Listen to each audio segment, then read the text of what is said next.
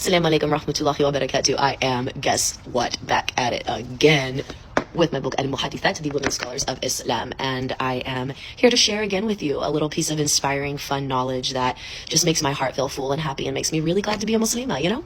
So here we're talking about the different time periods of the studies of hadith throughout Islam. And we know that the study of hadith has never been an obsolete practice. It's always been valuable, and women have always been at the core of that. They've always been really central to that. And it talks about here the first period. We know that the first period is considered the best, the normative period of Islam. The companions and the people learned Islam, learned the religion directly through the Prophet sallallahu alaihi wasallam.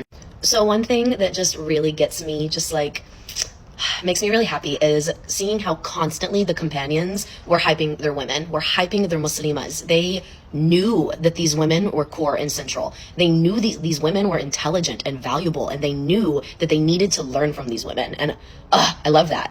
Bismillah, among the most famous women narrators in the generation of the successors is Amra bint Abd al-Rahman. In the 6 books and other major collections, her hadiths are plentiful. She grew up in the house of Aisha and learned a lot of hadiths from her and others. This part. Umar ibn Abd al-Aziz said, "No one is now living who has more knowledge of hadith than Abra, and he benefited much by her counsel."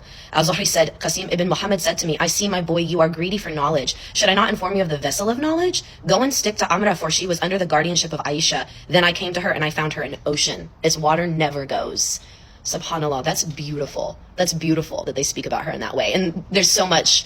Another expert of the period, the great Muhaddithat of Basra, Hafsa bint Sareen al-Fadi, says she was unique in her time, a truthful jurist, virtuous, and of the greatest rank. Al-Darda al-Dahabi praises her for her juristic knowledge and intelligence and her devotion to worship. She was a tabiyya, devout scholar and jurist. Men studied with her and learnt fiqh from her and her teachings. Placed on the north side mosque, when he was a caliph, used to sit in her circle with all of the other students. Literally, the Caliph Abd al-Malik would sit in her circle and learn from her. Like, endless stories.